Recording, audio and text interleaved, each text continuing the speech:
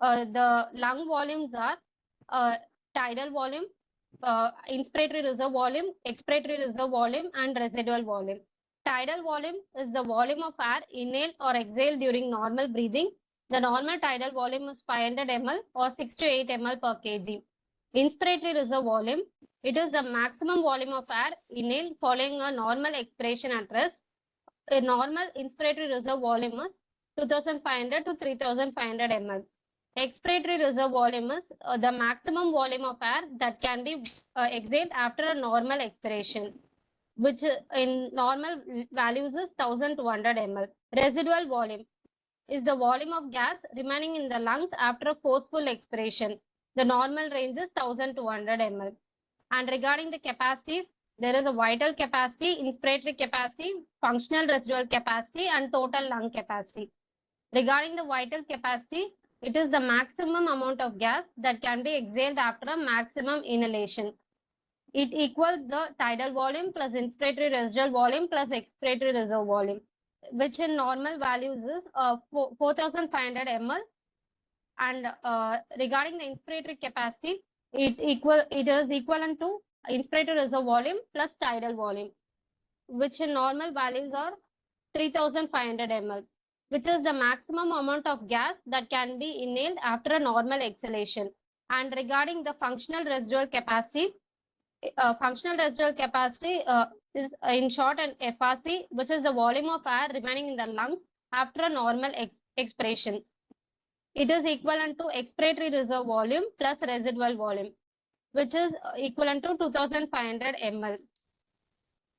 And regarding the total lung capacity, which is the volume of air in lungs at the end of maximum inspiration. Total lung capacity is equivalent to vital capacity plus residual volume, which in normal values in women is 4 to 5 liter, and in men it is 5 to 6 liters.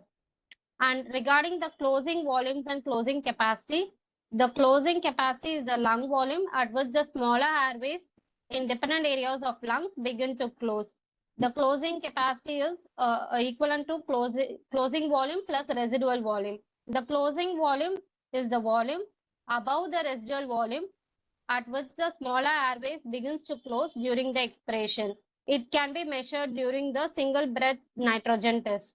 And regarding the clinical importance of functional residual capacity, in normal healthy individuals, the functional residual capacity is more than the closing capacity. If the closing capacity increases or decreased FRC, or the closing capacity will be subsequently it leads to closure of the smaller airways during periods of normal tidal volume ventilation, and it produces shunting and perfusion of the unventilated alveoli. Thank you, sir. Things, first one with regard to low flow anesthesia. What was the volume or fresh gas flow used before the advent of low flow anesthesia? How do you calculate the fresh gas flow required? Tidal volume into minute ventilation. Into minute ventilation.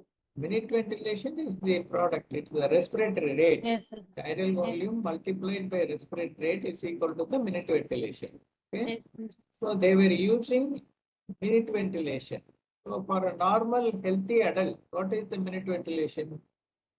The tidal volume is 500 and respiratory rate is 16. What is the minute ventilation? It's around 4 to 6 liter. Yeah, I'm giving you the values. Yes, sir. Tidal volume is 500, respiratory rate is 16. So 500 multiplied by 16.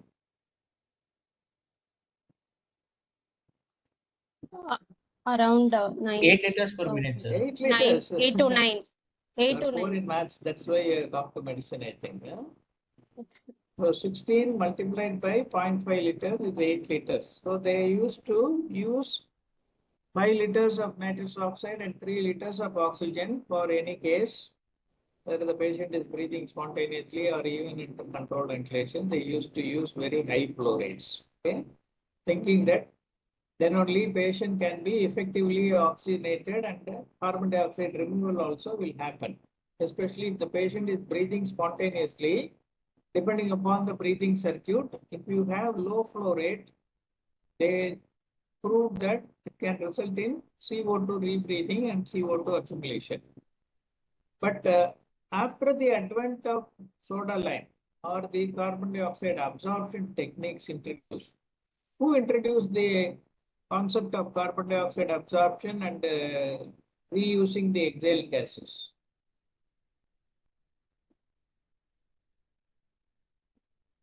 Who was the person who advocated that you can use the expired gases minus the carbon dioxide again for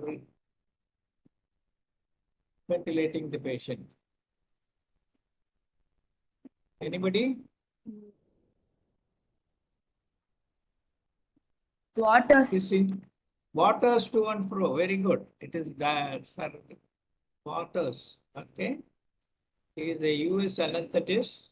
And why he thought of reusing the exhaled gases?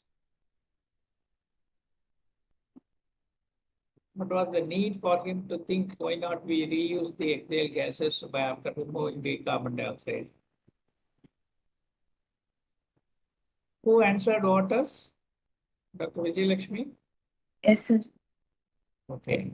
So what made him think that he can remove the carbon dioxide and use the exhaled gases? Because he was using or he introduced a very potent anesthetic agent called cyclopropane. It was also a gas, just like your nitrous oxide, not a liquid anesthetic which vaporizes. It comes in cylinders. And cyclopropane was supposed to be a very, very potent inhalation agent. With just 4 breaths, you can make the patient go under with the surgical plane of anesthesia. But it was very expensive. So to use that for a case and allow it to exhale out without control cost a lot of money in those days itself. So he wanted to reuse that exhaled cyclopropane. So he consulted and discussed with a chemistry friend of him and who told him, why not you remove the carbon dioxide, that is the only culprit. So if you remove the carbon dioxide, the exhaled gas becomes as good as a fresh gas. So that made him invent that to and fro canister with the soda lime inside that to remove the carbon dioxide and then reuse the exhaled gas. But later on, who introduced the circle system, which you are now using commonly? Rainsford, sir. Rainsford. Okay, Yes, sir. sword, katti. He had a knife blade like the katti, very sharp fellow. So Rainsford was the fellow who introduced the circle system in 1964. And this allowed the fresh gas flow to be reduced from the minute ventilation volume of 8 liters to lesser volumes. And say they gradually reduced it to total fresh gas flow of 4 liters, then 2 liters. And then when they knew more and more of physiology, they thought, what is the requirement of oxygen per minute for an adult? Physiologically, for a person, how much? 350. 250 ml. 350. Very good. It is 250 ml per minute is the requirement. So they thought if you can just supply the 250 ml for the basic needs of aerobic ventilation or respiration, then you should not require other agents. You can manage other agents and give the lowest possible. And by this, they found that you can first make it more economical because you are not requiring high gas flows, which is working out cheaper.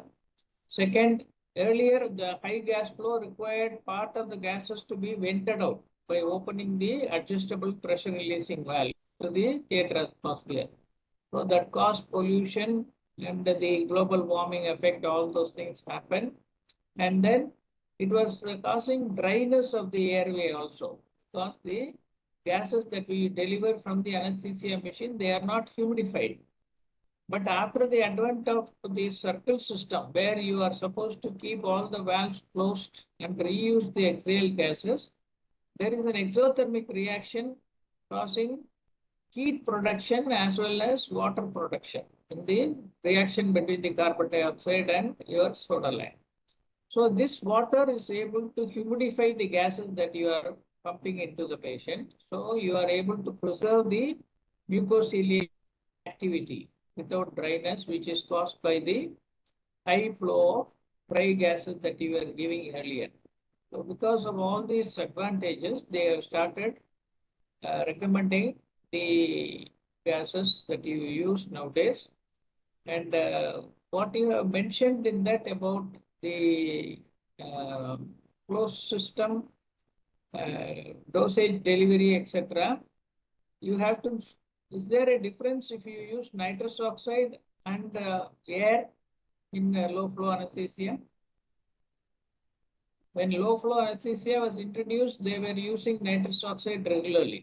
So at the time it was oxygen, nitrous oxide, and then inhaled anesthetic agent. Later on, gradually now we are replacing nitrous oxide with medical grade air in our ventilation. So will there be a difference if you use air oxygen combination instead of air nitrous oxide and a volatile anesthetic agent? Reduce greenhouse gas effect, sir. No, Reduce greenhouse effect. greenhouse But what about the oxygenation of the patient? What about the oxygen level in the patient? See, when you give oxygen and nitrous oxide, usually it is a proportion of 33% to 66%. 2:1 will be the ratio that we normally keep, isn't it? Mhm. So if you want to give metabolic flow, where you give just 250 ml of oxygen, and you give twice the flow of nitrous oxide in that 500 ml, will this cause hypoxia? So that was a problem. Okay, so that, but when you use air also contains 21% oxygen, isn't it? So Yes, by combining air and oxygen, you are avoiding the problem of hypoxemia, which can happen when you use a combination of air and nitrous oxide. Okay, so that is an advantage that has been taken into consideration and make the low flow anesthesia more effective and more useful. I'll just share my screen for both these topics.